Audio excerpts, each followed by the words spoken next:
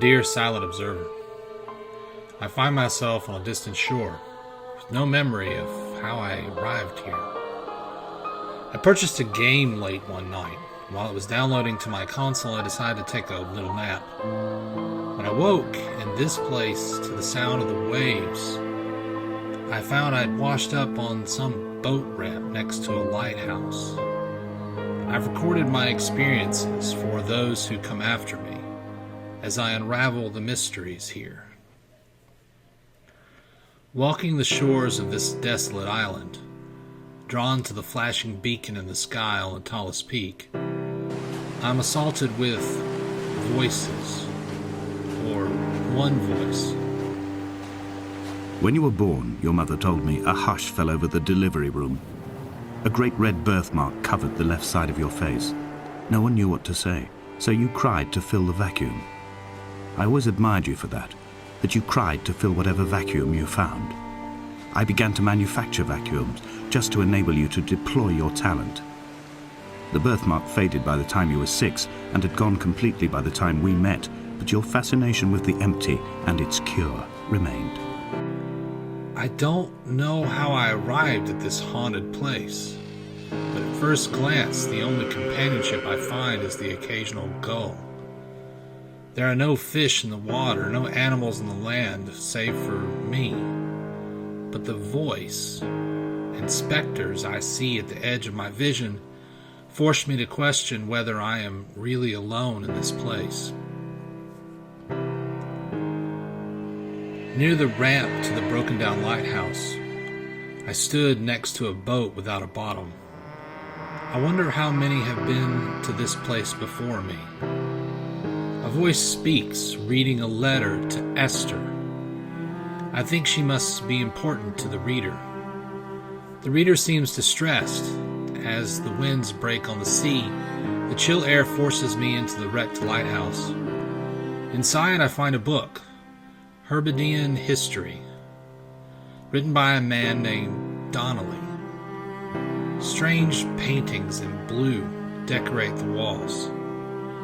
The only one I recognize is the chemical diagram for ethanol. Being a chemistry teacher, it stood out to me in particular. In the shed next door, I find the source of the paint. Hundreds of paint cans. I wonder where they all came from. I rested here for a time, but was driven from my shelter by a wretched bird. I decided to walk along the beach for a time. It's full of flotsam carried here from the sea. The voice speaks again, telling a story about a child born with a large red birthmark who cried to fill the silence of those shocked to see it. I think it's a story about Esther as a child. The birthmark faded, but the voice said she continued the rest of her days to fill the empty void, never content to allow for silence, for nothingness. Perhaps that's the purpose of the voice. There seems to be nothing here. Perhaps the voice speaks to fill a vacuum. While on the beach, I found, as far as I can tell, only one object of note. The golden mean was etched into the sand. The line on the end is pointed, carrying on into infinity. It looks like some sort of symbol from an electrical diagram on the very tip.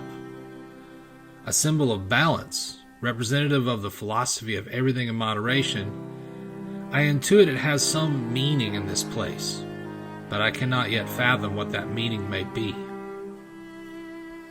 While exploring further down the beach, I found a crevice in the rock. The voice speaks to me about a ship's manifest and something about intestinal yogurt bound for Europe. I wonder of the significance when it occurs to me. Where is this ship? Is it here on the island? In this crevice? I found a car door and a tire. I wonder how they arrived here. Rising up the stairs and climbing the hill, the blinking red light beckons from the distance. Somehow, I know that this is where I am meant to go. I walk along the cliff path in the moonlight as the voice tells me of its beauty. I wish I could see it more clearly. The sky is obscured by clouds. as if the light is not welcome in this place.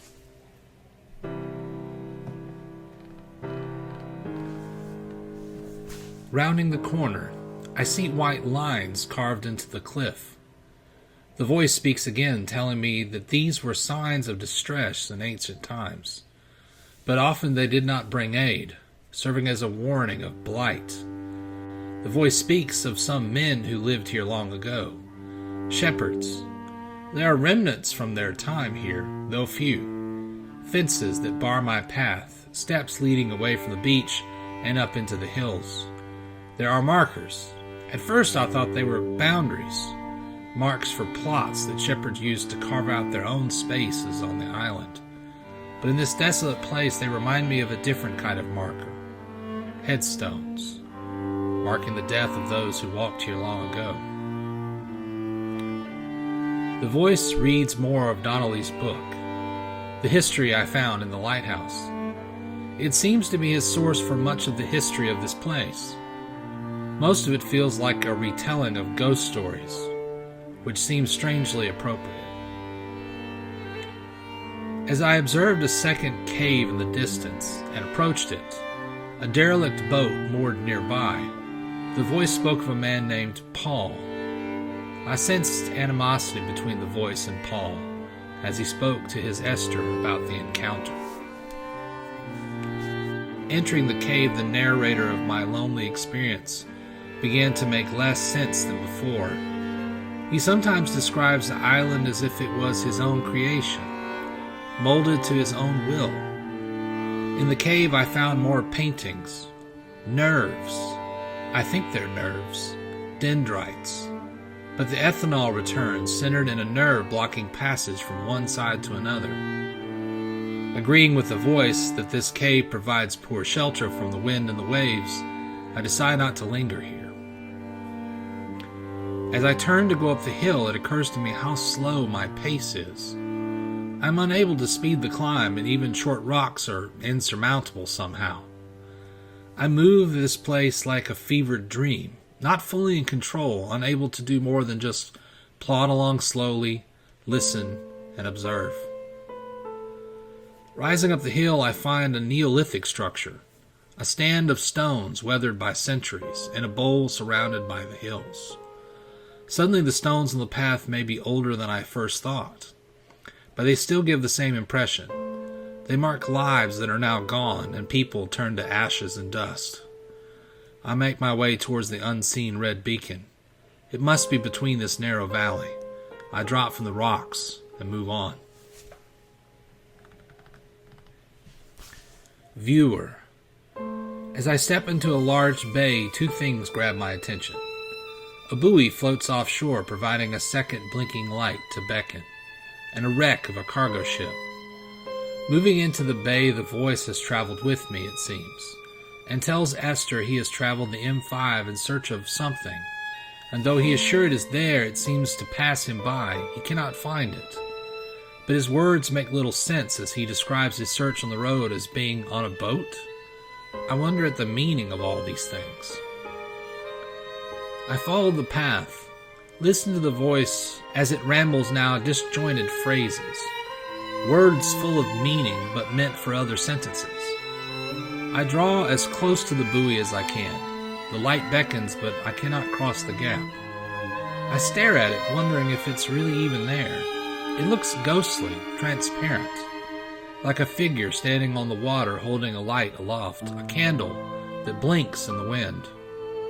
I turn to explore the ship, and painted on its side in large letters is the phrase, "Neither did he eat nor drink." Or I think that's what it says, as the words are hard to read. It reminds me of Paul.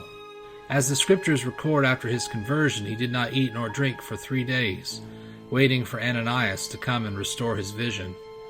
My own vision feels distorted. The clouds overhang in darkness. Perhaps I'm awaiting to receive sight. This ship lays in the bay like a stricken animal, all its inside spilled out onto the beach. I walk through the broken containers and find barrels and boxes I cannot open. Behind the ship is another broken vessel, and I'm drawn to it. I find a strange symbol on the rock. It's not painted and looks etched into the stone. It looks like an antenna and points away from me to a rock. Like so many things in this place, it poses questions but offers no answers. The voice speaks again. There must be a hole in the bottom of the boat. How else could more hermits have arrived? As I leave the bay, the ships and the buoy behind, the voice tells a story about kidney stones and a woman rendered opaque by the car of a drunk. Was Esther killed? Partway up the hill is a foreboding hole. I carefully walk around its perimeter. A fall inside surely would mean death. Rising the hill, I see the shepherd's home, and the stalls for the goats are all empty. The path winds up in terraces. This must be the bothy the narrator describes. The narrator also seems to be striving for the red light, and I continue up the path. Peeking into one of the stalls, I find medical instruments and a sterilized pan. There's blood and gauze on the ground, along with needles and pills. All of these are recent. More recent than all the other discoveries I've made on this island. Is someone here with me? Are they injured? As I approach the bothy, I'm told its history.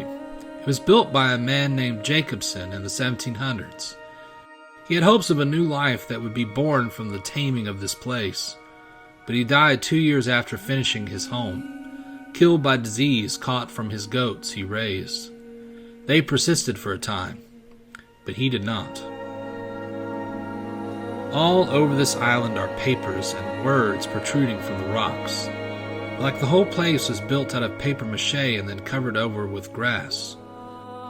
This reality built out of the artificial looks too real, and I expect to walk the corner and see the supports holding up this place.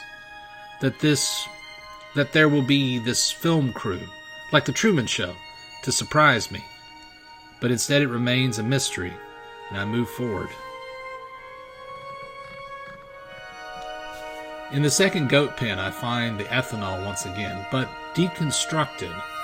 The letters removed, and in place of bonds and arrows, hash marks. A correlation being made between the structure of the drink and the structure of something else. It looks like a diagram. Electrical, maybe?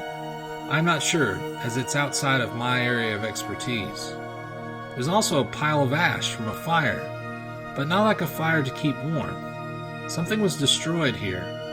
Remnants of it remain in the ash, but I am unable to sift through them, and I have no idea what lies underneath. From the bothy I can see both the beacon and the aerial. Outside is another painting of more bacteria. Inside I find more books, more letters, more paint. A sleeping bag by a fireplace with cans of food, a trunk for luggage, and a coffee cup, obscuring a new book that I cannot make out. I wish I could interact with at least some of the objects in this place, pick up items and examine them more closely. I am sure now that the voice is one of a person slowly losing their sanity. He is obsessed with Donnelly's history of the island, but as I walk this place it occurs to me, I have also been here before. I walked these paths and heard this narrator's voice, but his words change with each returning.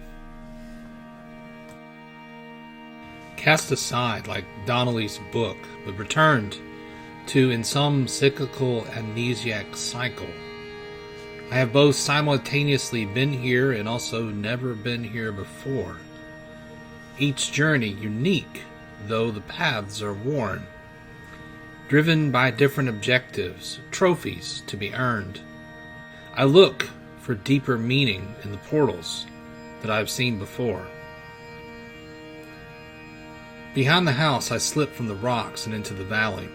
I steady my fall, but cannot return to the summit the way I came. I decide just to move on and descend further, joining the winding path down. As I walk down to the beach once more, the narrator tells me of Donnelly's demise, killed by syphilis. Having donated his body to science, Donnelly's medical report was included in his book. The syphilis tore his body apart like a drunk driver. The phrasing is not lost on me. In addition to syphilis, kidney stones were found. The narrator postulates that with the years of painted pain, Donnelly turned to the laudanum tincture to ease his suffering. I think the narrator may have been a doctor, as he seems to have some insight. On the beach are the ribs of an old wooden masted ship. It is long, perched on the rocks with a single mast standing in the center, a cross marking more lives this island seems to have taken.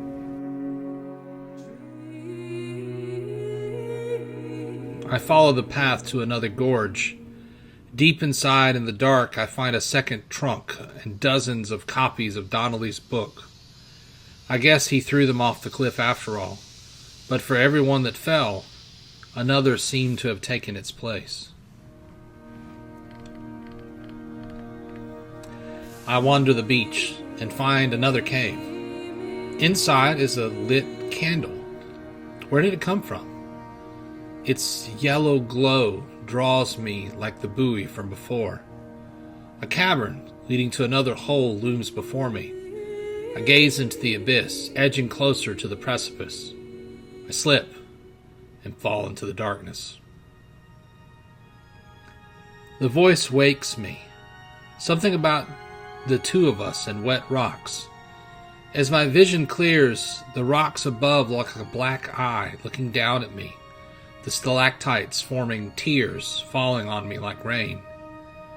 The caves are beautiful with muted blue and green colors.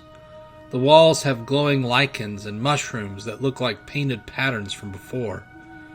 Further in an open cave, more paintings glowing in the dark, more complex chemical diagrams blended with electrical ones, and more bacterias. The voice describes a car crash, the insides of the car shaken by the wreck, like the contents of the minds of the artists who filled this room.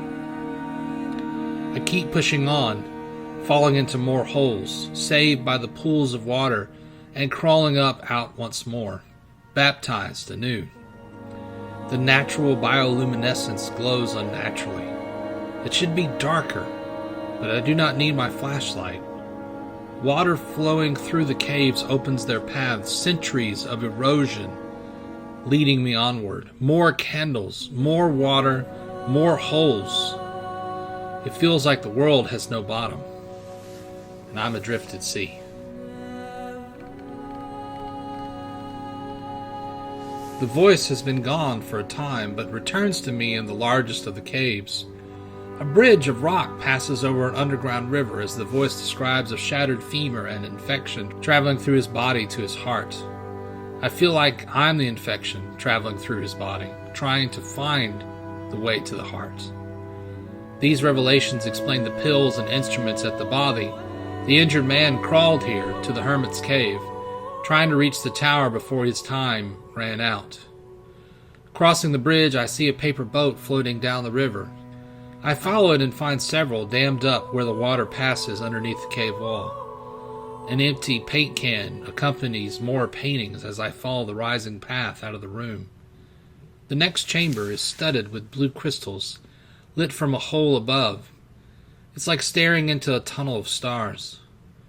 A pool chamber lies beyond. The pool is deep, and I have a vague memory. A fall from above leading to this hole. Another hole without a bottom in this place of mysteries and sorrow.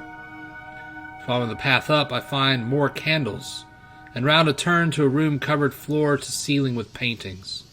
Huge diagrams of wires, more complex bacteria, and even still more chemical complex formulas. Benzene rings arranged into polymers, stacked into complex chains. It is so much, all of it, so much. Words on the wall. Welcome to Damascus.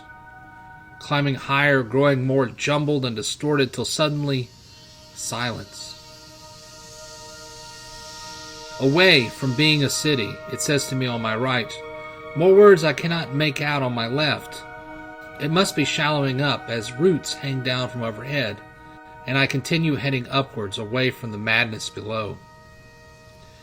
As the passage levels on, I am forced at first to crawl and then to swim to make progress. Surely there is an ending ahead.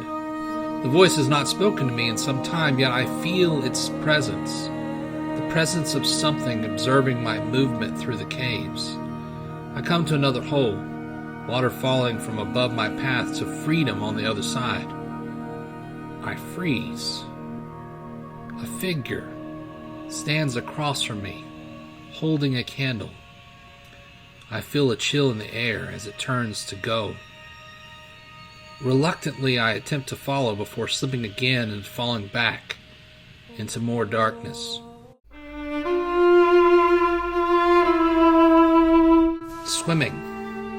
Swimming in the water, I see a car. No, two. On a highway? A wreck. Both cars are empty on this submerged stretch of road. What is this place? It goes on seemingly forever, like a world covered in Noah's flood. I swim up to escape to the surface.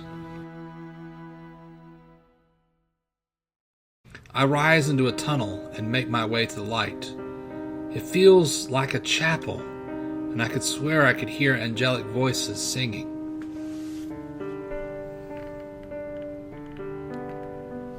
Dear viewer, I emerge in the cold night following the candlelight out of the caves. The cave is another eye, the moon its pupil, and I go from blindness to sight, leaving Damascus behind. The black eye of the cave my darkness, and the moon my return to vision. 3 times in the cave I fell into darkness, like Paul's 3 days of blindness. I received baptism in the cave pools, and then I received my sight. A vision in the last fall. It must have been Esther's crash. The other car, Paul's?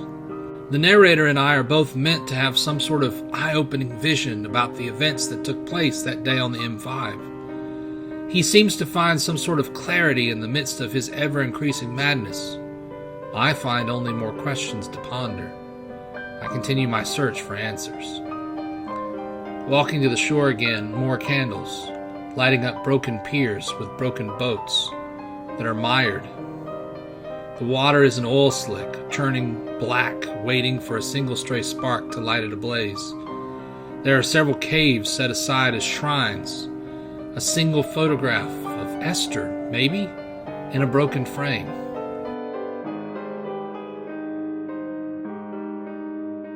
Another with more car parts with extra candles. Following the beach, I reach the Armada. More paper boats made out of letters written to Esther. Letters stranded here as much as the man who wrote them. Nearby in a shed, another shrine. Candles burning around unhatched eggs with the words of scripture overhead. Blinded by a light, he fell to the ground. In this darkness, the light of the beacon is blinding, and every exit and path leads up to it. The voice has returned, but he speaks in seeming riddles, delirium, the truth hidden in every word and phrase. If not for my experience here on the island, it would be incomprehensible. But over the course of my journeys, have there been journeys? Pieces of the puzzle slot together. The voice has riddled himself with unanswerable questions. Was Paul drunk driving in the crash with Esther? Or did her brakes fail due to faulty wiring? He does not know, and neither do we, for it cannot be known in this place. Questions without a bottom. We are blind, dumb, and mute in this place, and all that is left is to follow in the climb of the aerial and see what is our own fate. Another specter looms on the cliffside along the path. Or is it the same one? Holding a candle and looking out to sea, I try to reach it, but as soon as I lose sight of it, it vanishes. The voice is making his last climb, dragging his broken leg behind him. Or has he made it already? Am I dragging him with me as he once dragged Donnelly? As Donnelly dragged Jacobson? He keeps mentioning the number 21 over and over. It's cropped up several times in this journey. 21 miles, 21 days, 21 minutes, 21 attempts, 21 pieces, 21 connections. All these things will not be a coincidence. I shelter in the mount of a gun left over on the cliffside from a war that's passed into memory. One last respite before the final climb. Inside is one painted image and a single candle. Wrapped around the base, 2 carbons of the original ethanol molecule is this bacteria, the Esther groups, the writing diagrams, the compass, and the island itself. Leaving this shelter, the winds from the beginning of the journey once again push me onward. White lines, words written on a cliff face. We reach for the top, and with nowhere else to go, the voice says, I have run out of places to climb. I will abandon this body and take to the air. Rising the stairs, control is taken away from me. We climb. It climbs. Someone climbs. The aerial. We leap into the air.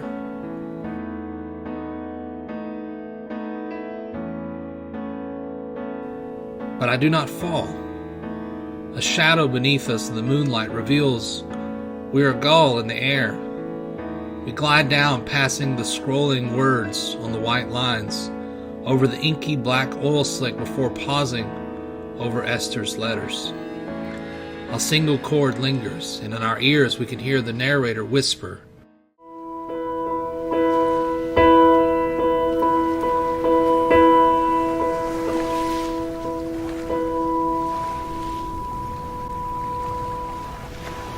Come back.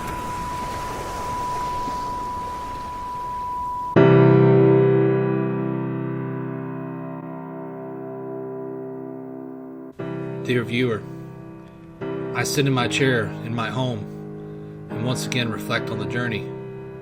Of course it's a game. You all knew that all along. I knew all along. It was just a game. If you've experienced the same journey, then you know that it's a little different each time you visit the island.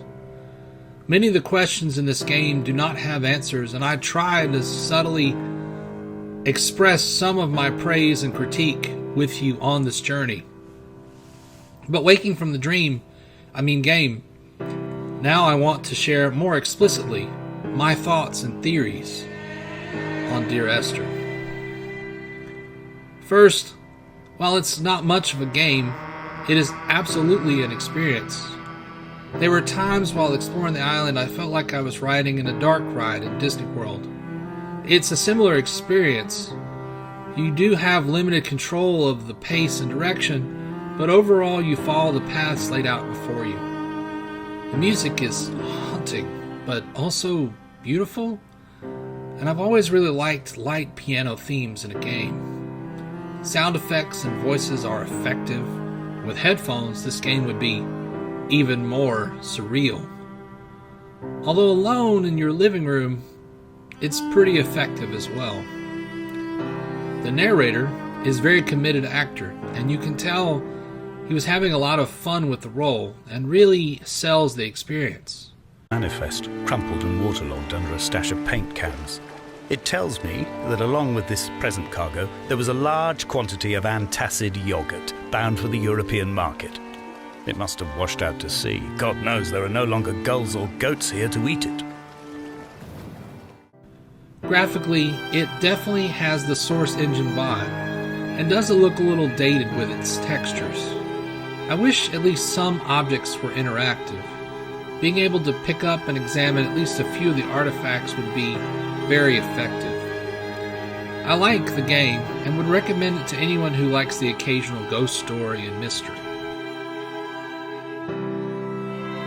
So what do I get from the game?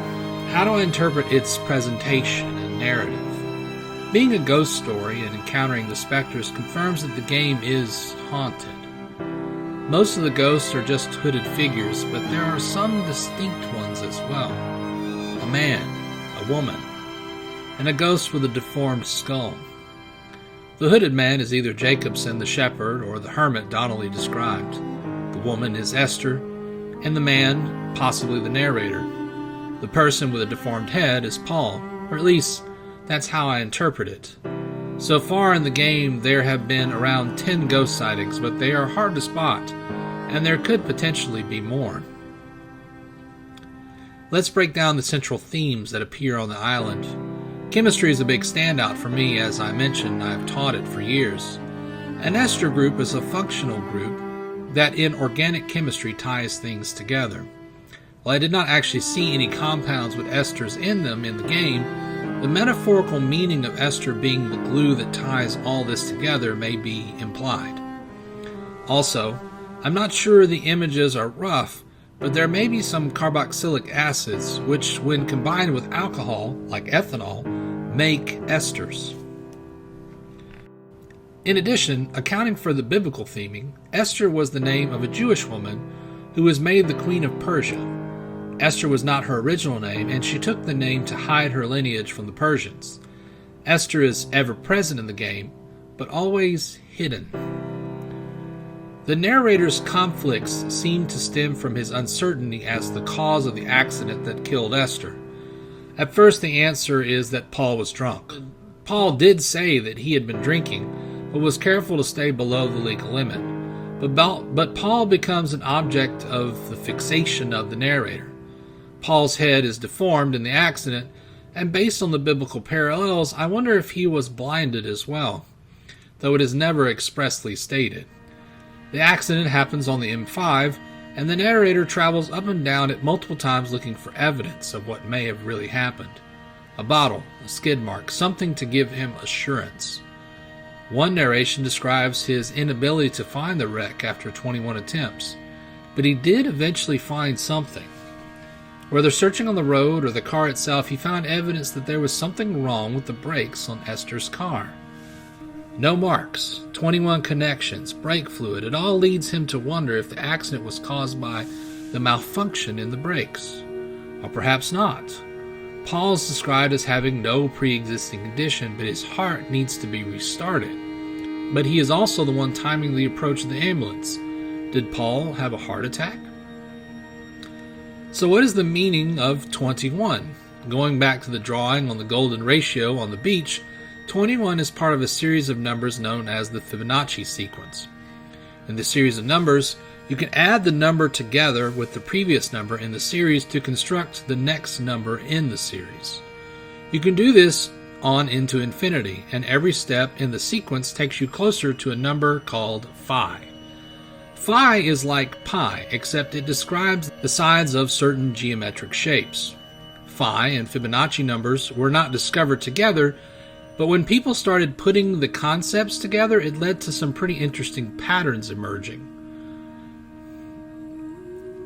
The key word is pattern. Some people claim that all of reality is built on this pattern, and that it can be seen continually repeating in every space.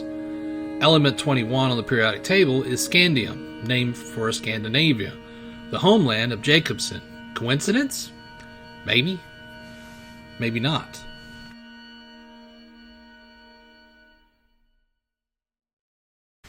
How the narrator happened on the island is mysterious. He apparently stole Donnelly's book from the library, and discovery of the book and reading it may have been the impetus for his journey.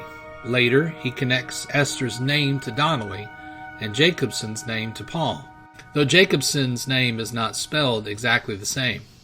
Perhaps due to the convergence of these last names, these 2 points drove him to seek the island. From the outset, it seems his intention was to go there and to die. Once arriving, he burned the boat that carried him there and accepted his final fate. But he lingered. To build a memorial, to find answers, perhaps a combination of both. On the island, he found a large supply of paint and combined it with Esther's ashes to create the cryptic murals. Chemistry and circuit diagrams attributed to Paul's alleged drunkenness and the pharmaceutical company that Paul worked for, and more reasons beyond.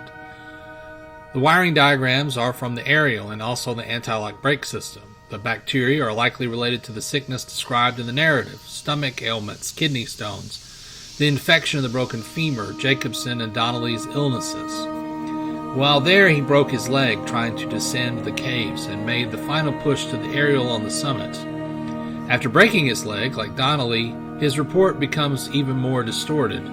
Through the fog of the pain meds that he found on the wrecked ship, he tries to continue to record his letters, but his thoughts and the names of individuals become jumbled and distorted. His story begins to unravel, and after a certain point, we can only puzzle out half-truths from his account.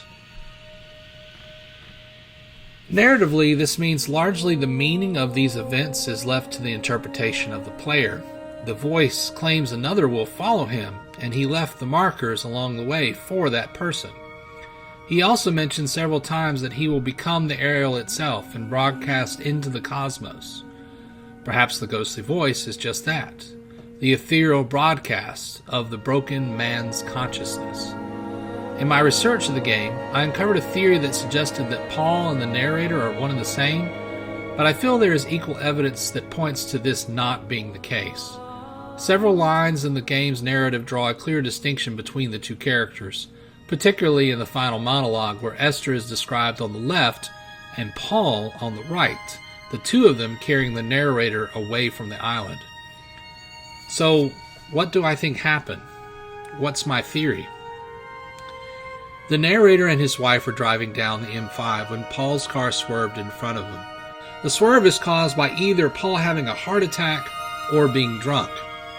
The narrator applied the brakes, but the car did not stop. The narrator was able to get out of the car, but Esther was pinned inside. Paul is also badly injured, and the two wait on the side of the road together for the ambulance to arrive. Paul has either a second or first heart attack and is revived. Esther dies at some point in the crash or the aftermath and is cremated. The narrator keeps some but not all of Esther's ashes. Paul recovers but is permanently deformed by the wreck. The narrator is unable to determine what factors came together to cause the crash. Did Paul have a heart attack or not? Was he drunk? Could he have avoided the crash if the brakes had not failed? He begins to go mad, seeing patterns and looking for answers. He drives to the crash site over and over, but there are no marks, and he grieves that there is no sign of what happened. The moment that his life shattered has no record. He begins to drink and visits the library often to research and find answers, delving deeper into chemistry, anti-lock brakes, and more until he discovers Donnelly's book. Sharing the same last name as his late wife, he takes the book out on compulsion and reads it. Donnelly's description of the supernatural nature of the island and its history compels the narrator to take a boat to the island and live out the last of his days in solitude there. He arrives with some supplies, a diary, and Donnelly's book. Donnelly's book drove him to explore the island, just as his diary entries drive us to explore. He makes strange discoveries about the island. No fish, no gulls, very few birds. No bones of Jacobson or the hermit from long ago. Not even the goat's remains are there. Nothing remains but the structures and wrecked ships. He takes the paint he discovers and mixes it with Esther's ashes and begins to leave marks all over the island, symbolizing his pain and memorializing Esther. At some point, looking into the caves, he falls and breaks his femur, and decides he has put it off long enough. He throws his possessions in the gorge off the side of the bothy, doctors himself as best he can, and with the pain pills coursing through his system, he slowly, agonizingly drags himself to the Ariel. Later, I arrived and followed his voice through the island just as he followed Donnelly, who followed the hermit before him. Leaping from the Ariel, I leave twin vapor trails as I soar away from this place. But in my ears I still hear his words beckoning me back to the island, beckoning me, Esther, beckoning you. Now watching this video, hearing my voice, you are following me exploring the island. Perhaps I am a ghost on this island, and you've been listening to me explore this place. This video premiered on the 21st day, on the 21st hour of that day. There are 21 ducks hidden in this video, 21 witnesses to this haunted journey. You came to this island, this video in a boat without a bottom. Can you escape the pull of the island? Have you come to its shores before? Are you drawn back now? I recommend you visit its shores, and I feel certain I will again in some future date. Perhaps I'll see you there.